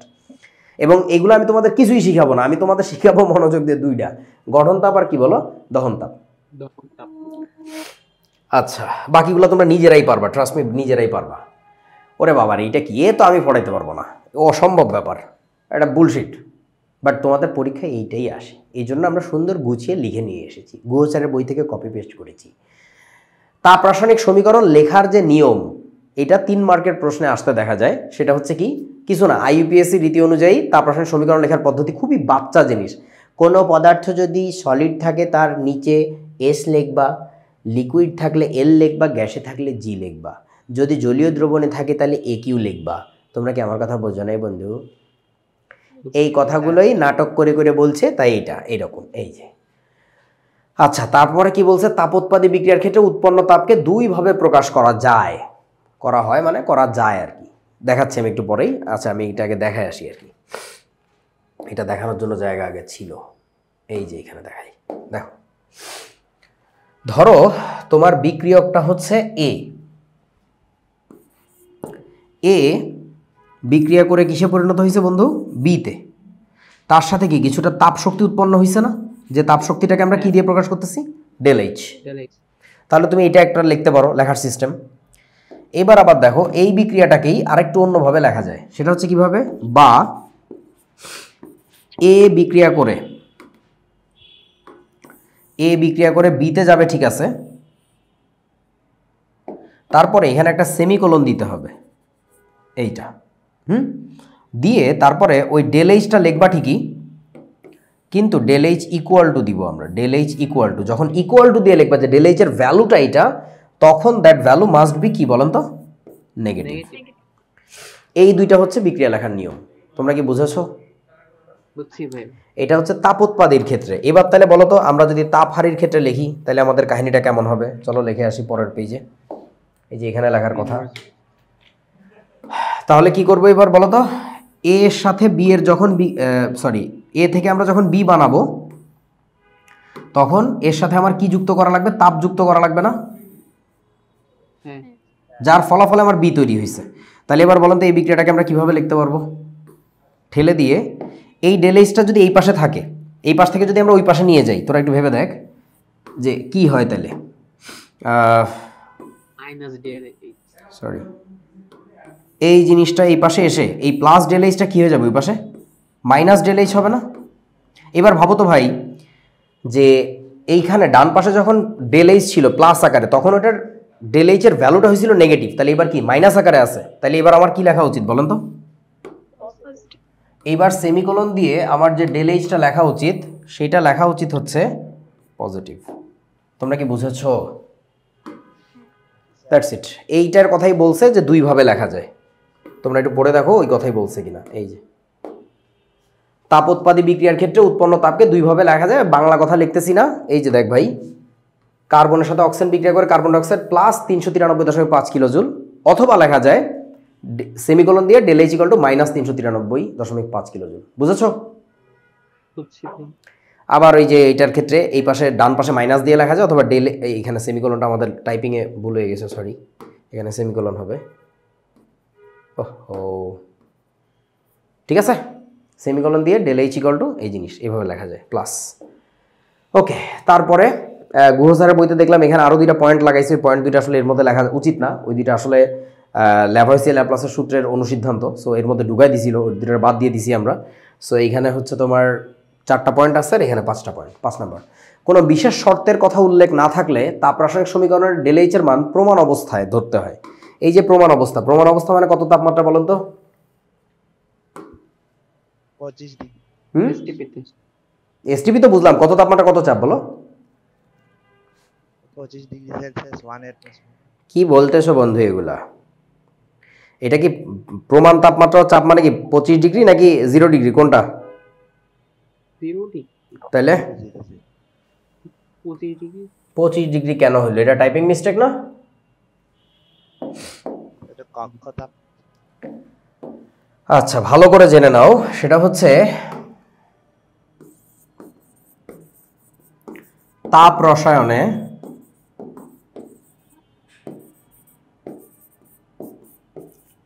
প্রমাণ তাপমাত্রা হচ্ছে কত জানো? ইয়েস, তোমরা যেটা শিখেছো 0 ডিগ্রি সেলসিয়াস ওইটাই কিন্তু সঠিক, কিন্তু যখন তাপ রসায়ন পড়বা, তাপ রসায়নের ক্ষেত্রে সবসময় প্রমাণ তাপমাত্রা মানে হচ্ছে 25 ডিগ্রি সেলসিয়াস, একটু মাথায় রাখতে হবে। বুঝেছো? কক্ষ তাপমাত্রা বললেই তো হতো, যে প্রমাণ তাপমাত্রা বলে জটিল করছে। না, জটিল করে নাই, একটু মনোযোগ দিয়ে শোনো। ধরো কেমনে বুঝাই তোমারে, ধরো তুমি তোমরা কি মুরগির বাচ্চা ফুটায় যেখানে, এটা এই টাইপের কোনো মানে কি বলে এগুলো, হ্যাচারি তো বলে না, কি বলে, মানে আমার কথা বোঝো নাই, ওই যে একদিনের বয়সী ব্রয়লার মুরগির বাচ্চা ফুটায় যে বিভিন্ন, হ্যাঁ দেখছি ভাইয়া। আছে না এই টাইপের প্রতিষ্ঠান? আচ্ছা, হ্যাচারি তো মনে হয় মাছের ক্ষেত্রে বলে নাকি, আমার খেয়াল নাই। আচ্ছা, তো এখন ব্যাপারটা হচ্ছে ওদের ক্ষেত্রে একটা স্ট্যান্ডার্ড টেম্পারেচার আছে, যে কত তাপমাত্রায় মুরগি নর্মালি বাচ্চা দেয়, ওর ক্ষেত্রে প্রমাণ তাপমাত্রা ওইটা। ধরো সেই প্রমাণ তাপমাত্রাটা ধরে নেওয়া গেল, আমি তো জানি না, ধরো 37 ডিগ্রি সেলসিয়াস, তাহলে ওর ক্ষেত্রে ওর বিজনেসে হচ্ছে প্রমাণ তাপমাত্রা মানে 37 ডিগ্রি সেলসিয়াস। তোমরা কি বুঝছো? এক এক বিজনেসে, বিজনেস বলতে এক এক সেক্টরে প্রমাণ তাপমাত্রা এক এক রকম, সব জায়গাতে একই রকম হবে না। সো নর্মালি তোমরা ফিজিক্স বা কেমিস্ট্রিতে প্রমাণ তাপমাত্রা বলতে যে 0 ডিগ্রি সেলসিয়াস বোঝো, এটাই ঠিক আছে, সব জায়গায় নর্মালি ওইটাই ব্যবহার করে, কিন্তু তাপ রসায়নের ক্ষেত্রে প্রমাণ বলতেই এটাকে বোঝায় 25 ডিগ্রি সেলসিয়াস। এই সেম ঘটনা আবার তোমরা কোথায় যায় দেখবা জানো? তড়িৎ রসায়ন চ্যাপ্টারের মধ্যে আরও বড় প্যাচ আছে। তড়িৎ রসায়নের তো দুইটা অংশ, একটা হচ্ছে তড়িৎ বিশ্লেষ্য কোষ, একটা হচ্ছে তড়িৎ রাসায়নিক কোষ। তোমাদের এখন এক চ্যাপ্টার করে দিছে, আমাদের সময় আলাদা ছিল, তো আমাদের সময় প্যাচ লাগতো না। তড়িৎ বিশ্লেষণের ক্ষেত্রে প্রমাণ বললে 0 ডিগ্রি সেলসিয়াসই ধরতে হয়, কিন্তু তড়িৎ রাসায়নিক কোষের ক্ষেত্রে, অর্থাৎ গ্যালভানিক কোষ যেটাকে বলে, ওইটার ক্ষেত্রে প্রমাণ বললে কিন্তু 25 ডিগ্রি সেলসিয়াস ধরা লাগে। এখন তোমাদের এক চ্যাপ্টারের মধ্যে ঢুকে গেছে, উইয়ার্ড লাগবে দেখবা যে কোনো একটা অঙ্কে, অনুশীলনেরই বইয়ের কোনো একটা অঙ্কে বা উদাহরণে উপরে অঙ্কে বলছে প্রমাণ তাপমাত্রা বসাইছে 0 ডিগ্রি সেলসিয়াস, পরের অঙ্কে দেখবা যে প্রমাণ তাপমাত্রা বলছে 25 বসাইছে। কেন? ওটা তড়িৎ বিশ্লেষণ কোষ, তড়িৎ রাসায়নিক কোষ। তোমরা কি বুঝেছো? গোলমেলে পৃথিবী। এই যে অনেকেই আমার সাথে তর্ক করে যে ভাই আপনাদের সময় চ্যাপ্টার ছিল ফার্স্ট পেপারে 17টা, সেকেন্ড পেপারে 12টা, তো 17 আর 12 29টা চ্যাপ্টার, আর এখন 10টা চ্যাপ্টার হয়েছে, তো সমস্যা কি? চ্যাপ্টার সংখ্যা কমাইছে, কন্টেন্ট তো আরও বাড়াইছে, মানে তোরা কি কাহিনীটা বুঝছস? জি স্যার। তা আমার সাথে তর্ক করে যেতে সমস্যা কি হয়েছে? সমস্যাটা যেটা হয়েছে, তোমাকে আমি প্রথমে অ্যাপেটাইজার খাইতে দিব, তারপরে মেইন ডিশ আসবে, তারপরে তোমাকে আমি ডেজার্ট খাইতে দিব, সব যদি এক বাটির মধ্যে নিয়ে ঘন্ট বাগায় বলি খা, খেয়ে ফেল, সব আছে এখানে, সমস্ত পুষ্টি উপাদান এর মধ্যে, তুই খেয়ে মরে যা। মজাটা হচ্ছে তুমি খাবারের কোনো টেস্ট পাবো না, কোনো ডিফারেন্সিয়েট করতে পারবে না কখন কি খাইতেছো। বুঝেছো? তো তোমাদের চ্যাপ্টার বিন্যাসটা তো ভালো হয় নাই, আবার চ্যাপ্টারের সংখ্যা কমায় দিয়ে আরো বড় বিপদ করে ফেলছে আর কি। যাই হোক, আরিফ ভাই আমি বাকি জিন্দা হে ইনশাল্লাহ, দেখাই দিব আর কি কোথায় কি পড়া লাগবে। সো এইটা আপাতত মাথার মধ্যে ঢুকাইতে পারছো? প্রমাণ তাপমাত্রা বললে এখন কত ধরে নিব আমরা? 25 ডিগ্রি সেলসিয়াস, আর 1 অ্যাটমসফিয়ার চাপের, ওটা তো কিছু বলার নাই, হয়ে গেল। এইবার চলেন আজকে শেখার মতো একমাত্র ইম্প্যাক্টফুল জিনিস, সেটা হচ্ছে কি বাবারে, ল্যাভয়েসিয়া ল্যাপ্লাসের সূত্র। সো সূত্রটা কি বলছে ভাই? খুবই সহজ, তুই সূত্র না পড়লেও হবে। কোন একটা বিক্রিয়া ধরো এ থেকে বিতে পরিণত হয়, ধরে নিলাম এ থেকে বিতে পরিণত হয়। সো এটা হইতে গেলে কোনো একটা এনথালপির পরিবর্তন হয় নিশ্চয়ই। তো ধরে নেওয়া গেল এইখানে সেই এনথালপির পরিবর্তনটা ডেল এইচ হচ্ছে -x কিলোজুল ফোর্সে। ওই কার অডিও এটা? এই ডেল এইচ এর ভ্যালুটা হচ্ছে -x কিলোজুল ধরে নিলাম। যদি হয় তাহলে এবার তুমি যদি উল্টা ঘটনা ঘটাও, অর্থাৎ কি করবো বলো তো? প্রথমে আমার কাছে থাকবে বি, বিক্রিয়া করে সে পরিণত হবে কিসে? এতে। যদি এমন হয় তাহলে বলো তো এই বিক্রিয়াটার যে ডেল এইচ হওয়ার কথা সেটা কত হওয়ার কথা? এটা কি ডিফারেন্ট হবে নাকি একই হবে? শুধুমাত্র চিহ্নটা বিপরীত হবে, আর কিছু না, দ্যাটস ইট। এইটাই ল্যাভয়েসিয়া ল্যাপ্লাসের সূত্র, বুঝেছো? এটা আসলে কিছুই না, এটা তোমরা যদি বুঝে থাকো, এটা শক্তির সংরক্ষণশীলতা নীতিরই মূল কথা, বিক্রিয়া আকারে বলছে, আর কিছু না। মানে যদি এ থেকে বিতে যাওয়ার সময়, কথার কথা, ধর এখানে 30 কিলোজুল শক্তি উৎপন্ন হয় ধরে নাও, আর এখানে বি থেকে এতে যাওয়ার সময় শোষিত হয় হচ্ছে 10 কিলোজুল। তোমরা বোঝো তো আমার একটু বলো, যদি এরকম সিচুয়েশন হইতো তাহলে কি তোমরা বুঝতেছো যে আমরা শক্তি সৃষ্টি করতে পারতাম? আমি বাজার থেকে কিনে নিয়ে আসতাম বি, তোরা মনে হয় বুঝিস না আমি কি বলছি। বি কোনোভাবে এতে গেছে, 10 কিলোজুল অ্যাবজর্ব করছে, ফাইন। এই যে মানে এটা তো +10, এটা হচ্ছে -30, 10 কিলোজুল অ্যাবজর্ব করছে, ভালো কথা। এবার আমি বাজারে বেচতাম, শক্তি বিক্রি হচ্ছে। কীভাবে শক্তি বিক্রি হচ্ছে? আপনি বাসায় নিয়ে ওই যে এটাকে কোনো একভাবে ঠেলে গুতায় বিতে পরিণত করবেন, আপনি কতটুকু এনার্জি পাবেন? 30 কিলোজুল এনার্জি পাবেন। তাহলে 20 কিলোজুল জন্ম হয়েছে মনে হচ্ছে এখানে, এটা তো হওয়া সম্ভব না। তোরা কি বুঝছিস আমার কথা বাবা? সো ডেফিনেটলি তুমি এ থেকে বিতে গেলে যে এনার্জি অ্যাবজর্বড হোক, রিলিজড হোক, যা হোক, বি থেকে এতে গেলে ওই ঘটনাই ঘটবে, জাস্ট চিহ্নটা বিপরীত করা লাগবে, আর কিছু না। সো কথাটা কিভাবে বলছে দেখেন তো, কোনো বিক্রিয়া কোনো একটি নির্দিষ্ট দিকে সংঘটিত হওয়ার সময় যে পরিমাণ এনথালপির পরিবর্তন ঘটে, বিক্রিয়াটি তার বিপরীত দিকে ঘটার ক্ষেত্রেও ওই একই পরিমাণ এনথালপির পরিবর্তন ঘটে, তবে চিহ্ন বিপরীত হবে। তোমরা কি বুঝেছো বন্ধু? বুঝছি ভাই। এর সে শিশু কোনো সূত্র হতে পারে না। এই অধ্যায়ের জন্য 2টা সূত্র শেখা লাগবে, একটা হচ্ছে ল্যাভয়েসিয়া ল্যাপ্লাসের এই সূত্রটা, আর একটা হচ্ছে হেসের সূত্র, যেটা আগামী ক্লাসে ইনশাআল্লাহ আমরা শুরুতেই দেখব।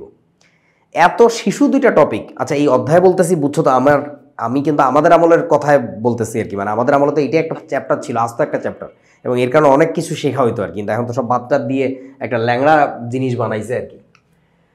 আচ্ছা, সো ল্যাভয়েসিয়া ল্যাপ্লাসের সূত্রের অনুসিদ্ধান্ত যেটা আমি বলতে যাচ্ছি সেটা হচ্ছে কি, দেখো আগের বিক্রিয়াটাকে আমি একটু কপি করে নিয়ে আসি, তাহলে ঝামেলা হবে কম। ওকে, এখানে বসায় দেই। বলতো এই বিক্রিয়াটাকে আমি যদি একটা কাজ করি, ধরো বিক্রিয়াটা এরকম ছিল যে এখানে ছিল 2a 3b, মানে 2a বিক্রিয়া করে 3b তৈরি করছে, এই বিক্রিয়ার ডেল এইচ হচ্ছে -x, ঠিক আছে? এইটা যদি হয়, এখন এই পুরো বিক্রিয়াটাকে আমি ধরো এই পুরো বিক্রিয়াটাকে আমি 2 দিয়ে ভাগ করব, হইতে পারে না, বিভিন্ন কারণে আমার 2 দিয়ে ভাগ করা লাগতে পারে। সো পুরো বিক্রিয়াটাকে যদি আমি 2 দিয়ে ভাগ করি তাহলে 2টা থাকবে না, তাই না? 2টা থাকলো না, আর এখানে কি হয়ে যাবে 3/2। এটা কেমন 3 হয়েছে?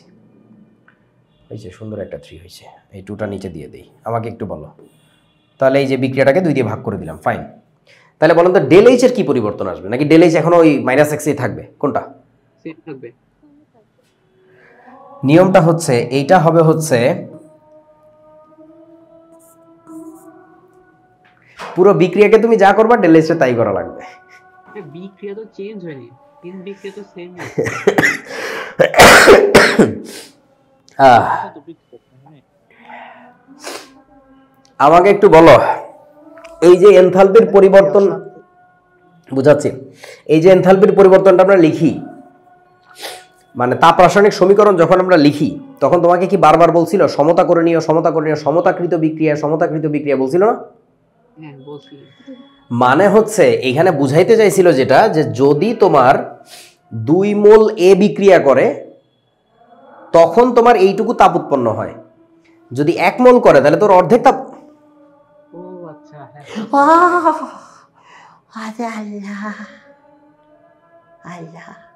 বোঝো না এখন? হ্যাঁ হ্যাঁ বুঝতে পারছি। ধরো ইমনের কেমিস্ট্রি ভাল লাগে না, কিন্তু সে ভুল করে মনন একাডেমির কোর্সে টাকা দিয়ে ফেলাইছে, আর টাকা তো আর ফেরত দিচ্ছে না। এই দুঃখে সে পৃথিবীতে আগুন জ্বালাই দিবে যে মেস মারি দে। এখন সে মেস মারি দিতে যায়, সে একটা বিক্রিয়া দেখলো যে পৃথিবী যোগ কেরাসিন, কেরোসিন না কেরাসিন, হ্যাঁ, এই বিক্রিয়ার প্রোডাক্টটা হচ্ছে দাউ দাউ। বিক্রিয়ার প্রোডাক্টের নাম হচ্ছে দাউ দাউ, বুঝেছ? এই বিক্রিয়ার যে ডেল এইচ, ধরা গেল যে এই বিক্রিয়া হইলে এই বিক্রিয়ার ডেল এইচে হচ্ছে -500 কিলোজুল তাপ উৎপন্ন হয়, এটা হচ্ছে স্ট্যান্ডার্ড রিয়াকশন। সেই ক্ষেত্রে বলতো ধরে নেওয়া গেল একটা পৃথিবী 2 কেজি কেরাসিনের সাথে বিক্রিয়া করে এরকম 500 কিলোজুল তাপ উৎপন্ন করে। ও যদি বা দোকানে কিনতে যায়, দেখলো ওর কাছে টাকা নেই, 1 কেজি কেরোসিন কিনছে, তাহলে বলেন তো এইখানে 2 এর জায়গায় কত হয়ে যাবে? 1। এখানে হবে হাফ। তখন তো পুরো পৃথিবী জ্বালাইতে পারবে না, তো তখন অর্ধেক পৃথিবী জ্বালাবে। অর্ধেক পৃথিবী চালাতে হবে। বোঝো নাই? হ্যাঁ। উৎপন্ন তাপের পরিমাণ কি ওই 500 পাবে? এখন ও তো পাবে 250। তোমরা আমার কথা বোঝো নাই? হ্যাঁ আমি বুঝতে পারছি। সহজ। সো এইটা বেসিক্যালি আমরা বলি ল্যাভয়েসিয়া ল্যাপ্লাসের সূত্রের একটা অনুসিদ্ধান্ত, মানে ওই ফর্মুলারই কথাটারে বাড়াইলে এটা আসে। এই জিনিসটাকে গুহ স্যারের বইতে দেখলাম, ওই যে তাপ রাসায়নিক সমীকরণ লেখার নিয়মের মধ্যে ঢুকাই দিছে, যে কোনো বিক্রিয়ার যে মোলার সহগগুলো থাকে এগুলোকে যত দিয়ে গুণ বা ভাগ করা হবে ডেল এইচ এর উপরও সেম অপারেশন চালাইতে হবে। একে যদি তুমি 2 দিয়ে গুণ করো তাহলে, আচ্ছা বলতো আমাকে একটু দেখি পারিস কিনা, এইখান থেকে বলো আমাকে, যদি আমি এরকম করতাম যে দেখি বলেন, ধরো বিক্রিয়াটা প্রথমে কেমন ছিল, এখানে 2 ছিল তাই না? এখন বিক্রিয়াটাকে যদি আমি 3 দিয়ে ভাগ করি বলেন তো কি হবে? তাহলে এখানে 2 বাই কত? 3। 2 বাই হচ্ছে 3, তাহলে ওইখানে কি থাকতেছে বলেন? ওইখানে হয়ে যাবে 1 বি। তাহলে বলো এই বিক্রিয়ার ডেল এইচ এবার কত পাবো আমরা? x বাই এবার পাবো হচ্ছে 3। তোরা কি কনসেপ্টটা বুঝছস তো? তুই বিক্রিয়া যা করবি বাবার, তোর ডেল এইচে তাই করা লাগবে। বিক্রিয়াকে যদি 5 দিয়ে গুণ করো তাহলে ডেল এইচকে 5 দিয়ে গুণ করবা, শেষ। বুঝেছো? হ্যাঁ ভাই বুঝতে পারছি। ওটাই তো বিক্রিয়ার একটা অংশ। কি বুঝি নাই? ওটাই তো বিক্রিয়ার একটা অংশ, তো গুণ তো করা যাবে। এইভাবে বলা ঠিক না। কেন ঠিক না? তোমরা সেতাবের এই কথাটা একটু মনে রাখো। এটা আমরা এইটার পরে এই থার্মোকেমিস্ট্রি পড়ার পরে কি পড়বো বলছিলাম? রাসায়নিক গতিবিদ্যা। তারপরে আমরা পড়বো হচ্ছে রাসায়নিক সাম্যাবস্থা। সাম্যাবস্থার একটা জায়গায় যে এটা নিয়ে একটা মজার আলোচনা আছে, এবং তখন আমি এই এক্সাম্পলটাই তুলে নিয়ে আসি।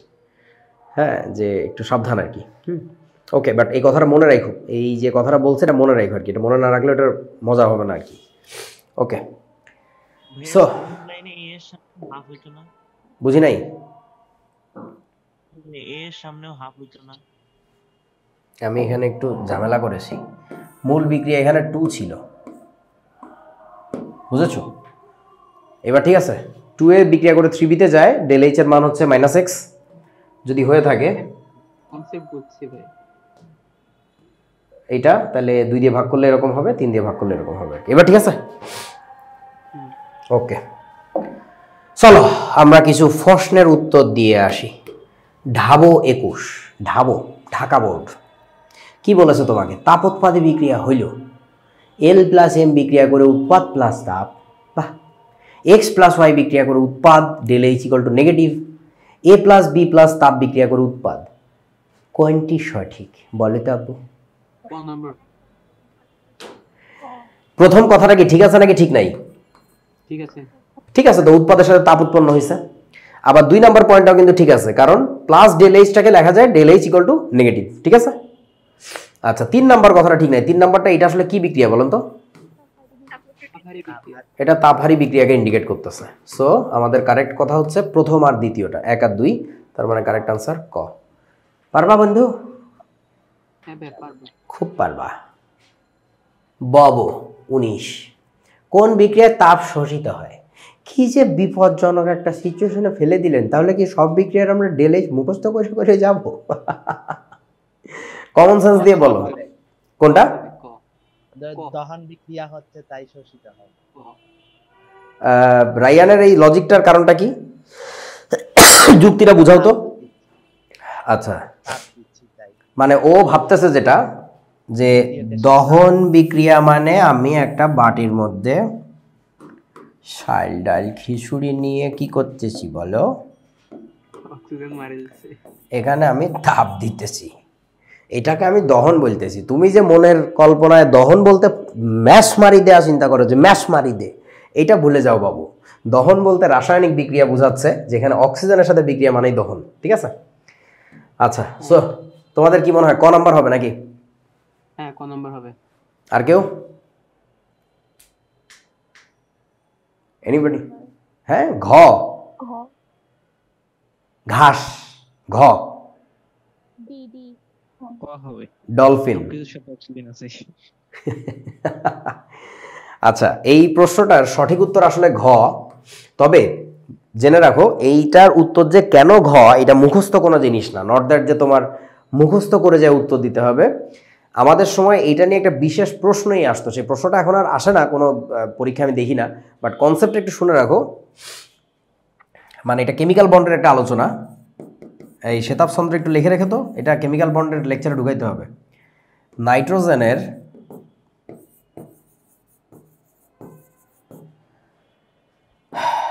অক্সাইড গঠন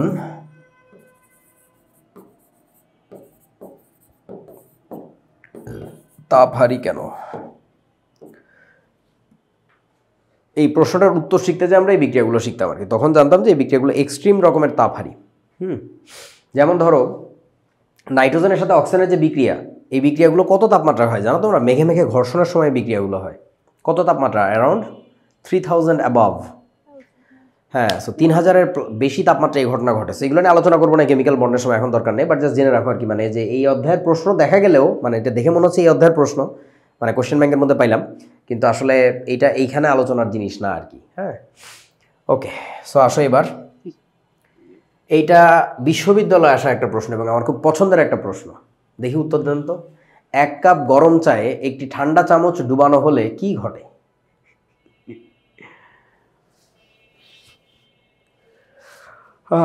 এক কাপ চা সবাই মিলে খা। এটা কেমন কাপ? আচ্ছা এটা একটা কাপ, ধরে নেওয়া গেল এটা একটা কাপ। চায়ের অন্তঃস্থ শক্তি বৃদ্ধি পায়। চামচেরও চামচের চামচেরও তো পাবে না। চামচের অন্তঃস্থ শক্তি। তোমরা কতিপয় গাধা। এটি থাকে এটা কি আনসার আছে? না বিশ্ববিদ্যালয়টি একই মত। বলো কি উত্তর হবে? গরম চা। আরে সুন্দর হয়েছে ছবিটা। আমি তো আসলে চামচের মধ্যে তাপ শক্তি। এই নম্বর হবে।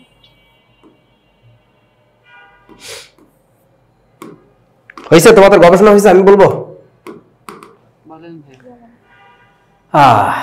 1 কাপ গরম চায়ের ভিতরে একটা ঠান্ডা চামচ ডুবানো হয়েছে। আমাকে একটু বলো তাপ নিবে কে? তাপ গ্রহণ করবে চামচ। আর আমাকে একটু বলেন তো তাপ বর্জন করবে কে? তাপ বর্জন করবে হচ্ছে তোমার চা। তাইলে বলো চামচের অন্তঃস্থ শক্তি বৃদ্ধি পাবে। এই যে তাপ গ্রহণ করবে চামচ, তাপ যদি চামচ গ্রহণ করে তাহলে তার অন্তঃস্থ শক্তি বৃদ্ধি পাবে না? হয়েছে তো?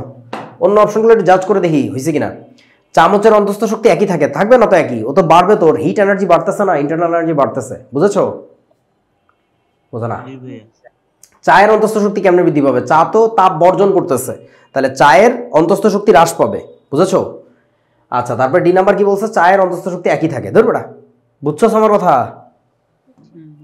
কিন্তু তোরা আমাকে এটা বুঝা, তোরা এটা পারলি না কেন? এটা তো বাচ্চা জিনিস।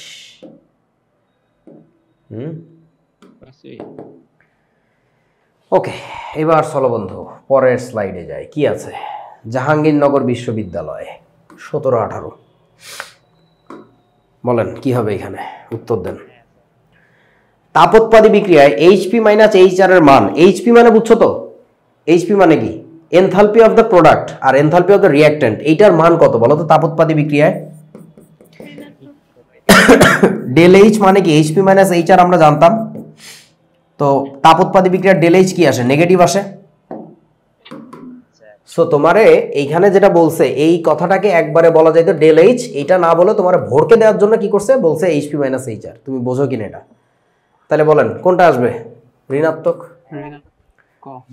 বুঝেছো? আচ্ছা, তারপরে বলো এইটার উত্তর কি হবে? যে ইউ 16-17 তাপোৎপাদী পরিবর্তনে উৎপাদের মধ্যে বি হবে। অভ্যন্তরীণ শক্তি কি হয়ে যায়? কমে যায়, বুঝেছো? আচ্ছা, রুয়েটে আসা প্রশ্ন, দেখি পারো কিনা। ওফ, এই প্রশ্নটা আমাদের লাগে রে বাবা, সুইট একটা কোয়েশ্চেন। এবং এই প্রশ্নটার উত্তর বাজারের অধিকাংশ তোমার কি বলো এটাকে কোয়েশ্চেন ব্যাংকে ভুল দেওয়া। কয়েকদিন আগে আমি ভার্সিটির অ্যাডমিশনের ব্যাচে দেখাচ্ছিলাম। সো এটা তোমাদের জন্য দিছি যে তোমাদের সাথে ডিটেইল আলোচনা করা যাবে। ওদেরকে উপরে আমি জাস্ট চাপাই দিছি এইটা হবে কারেক্ট আনসার। এটা বলতে না পারলেও সমস্যা নেই, এটা তোমারে আমি ডেফিনেশনটা যখন শিখাবো। কিসের ডেফিনেশন শুনবা? স্ফুটনাঙ্কের সংজ্ঞা। আচ্ছা, আমার একটু বলো তো স্ফুটনাঙ্ক কাকে বলে? তোমরা কি সংজ্ঞা জানো? যে তাপমাত্রায় তাপমাত্রা কর্মসূচি করেন। অ্যাটমসফিয়ার চাপে যে তাপমাত্রা পানি ফুটতে শুরু করে সেটা। পানি ফুটা লাগবে নাকি ওই বস্তু ফোটে? মানে ওই বুঝতে আচ্ছা, তোমরা এই যে সংজ্ঞাটা দিচ্ছ, এটা হচ্ছে আমার ক্লাস 9-এর বাচ্চারা প্রথম দিন আমার কাছে এসে এই সংজ্ঞাটা বলে। মানে এই আলোচনার শুরুতে এই স্ফুটনাঙ্ক কাকে বলে?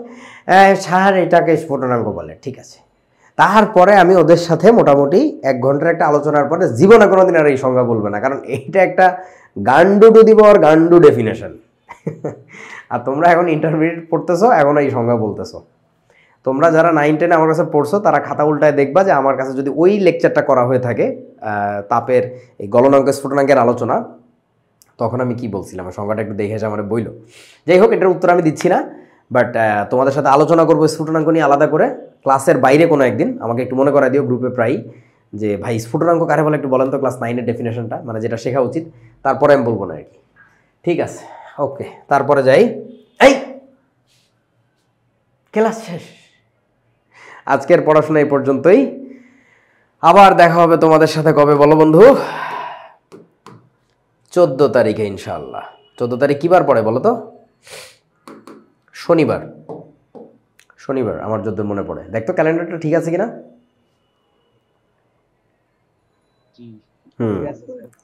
ঠিক আছে, শনিবারে দেখা হবে ইনশাআল্লাহ। আমরা ক্লাস করব শনিবারে সন্ধ্যা 7:15-তে। আর তোমাদের সাথে তো গ্রুপে কথা হবেই। সো আগের সেই পুরাতন কথা। হ্যাঁ বলো।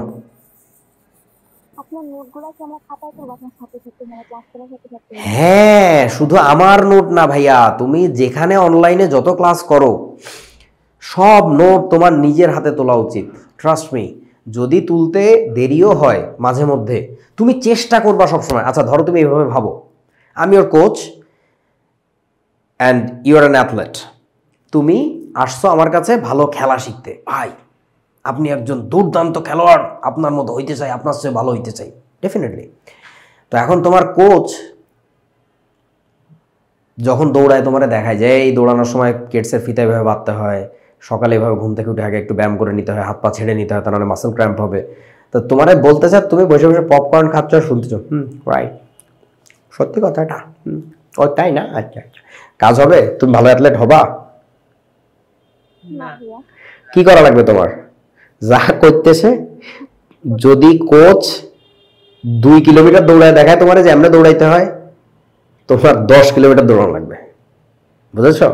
যা করতেছে এটা তুমি করবা। বাস্তবে সামনাসামনি ক্লাসের কথা চিন্তা করো, অফলাইন ক্লাসে যখন আমরা লিখি তখন নিয়মটা কি? স্টুডেন্টরা সামনে বসে ক্লাস নোট নেয়, ওই একই কাজ তোমার অনলাইনে করা লাগবে, বরং এখানে তুমি আরো বেশি করে করবা। কারণ এখন কিন্তু আমি তোমার সামনে নাই, আমি তোমার দেখতে পাচ্ছি না, so we are trusting you actually, যে তুমি ঠিক মতো পড়তেছো, আমার কথা মনোযোগ দিয়ে শুনতেছো। ধরো এখন আমাদের লাইভ ক্লাসে যতজন আছে তারা সবাই কিন্তু আমার কথা মনোযোগ দিয়ে শুনতেছে না, হয়তো বা টেবিলের উপরে মোবাইলটা রেখে দিয়ে কানে হেডফোন দিয়ে অন্য কিছু শুনতেছে। আয় তব সহসরি হাতে হাতে ধরি ধরি নাচিব ঘিরি ঘিরি গাহিবি গান, এইটাও করতে পারে, আমি জানি না। সো এখন ঘটনা হচ্ছে যে বা ডিজে বাহারুলের গান শুনতে পারে, তোমাদের আমলের জিনিস। কয়েকদিন আগে ঢাবির ভিসির বাসার সামনে ডিজে বাহারুল চালাই দিছে, বলাবেন আমার আবার ভিডিও করে করে ইনবক্সে পাঠায়, দেখেন ভাই কি করতেছি। তো এখন ঘটনা হচ্ছে যে তোমার উচিত আমরা যা করি এটা করা, আরো বেশি করে করা। ইভেন তোমাদের একটা মজার কথা বলি, ক্লাসের মধ্যে স্যাররা ভাইয়ারা যার ক্লাসই করো দেখবা কিছু টুকিটাকি কথা বলে, যে কথাগুলো না লেখা থাকে না ওইখানে। হ্যাঁ, ওইটা হয়তো বা কিছু ছন্দ গল্প বা কিছু মনে রাখার নেমোনিক্স, ওই জিনিসগুলো নিজের হাতে লিখে ফেলতে হয়। আমার ক্লাস নোটগুলো যদি আমি দেখাইতে পারতাম তোমাদের, বছরখানিক আগেও ছিল, চুরি হয়ে গেছে, একজন নিয়ে গেছে, তো ওইটা দেখলে দেখতে যায় আমি আমার ছাত্র অবস্থায় কি পরিমাণে গুড়ি গুড়ি গুড়ি গুড়ি কথা লিখতাম, যে এই কথাটা খুব সুন্দর হয়েছে, ওই কথাটা এইভাবে মনে রাখা যায়, এইটা এই ছন্দ দিয়ে মনে রাখা যায়। সেগুলো লিখতে হবে আর কি, লিখলে ভালো। আর যদি কেউ না লেখো তাহলে তো কিছু করার নেই, বাট লেখা উচিত, ঠিক আছে? আর তোমাদের জন্য তো অনলাইনে সুবিধা আছে, এই স্লাইড ধরে দিয়ে দিচ্ছি, পরে চাইলে স্লাইড দেখে আবার লিখতে পারবা, বাট চেষ্টা করা উচিত লাইভ ইনস্ট্যান্ট ওই সময় লিখতে পারা। আর এটা করতে গেলে তোমার নিজের স্পিড বাড়বে, অ্যাজ এ হিউম্যান বিং তোমার কথা শুনে বুঝে লেখার ক্ষমতা বাড়বে আর কি, ঠিক আছে? আর কারো কোনো প্রশ্ন? কোনো প্রশ্ন নাই? ওকে, ঠিক আছে, তাহলে দেখা হবে আবার 14 তারিখে। টাটা, আল্লাহ হাফেজ, ভাগো।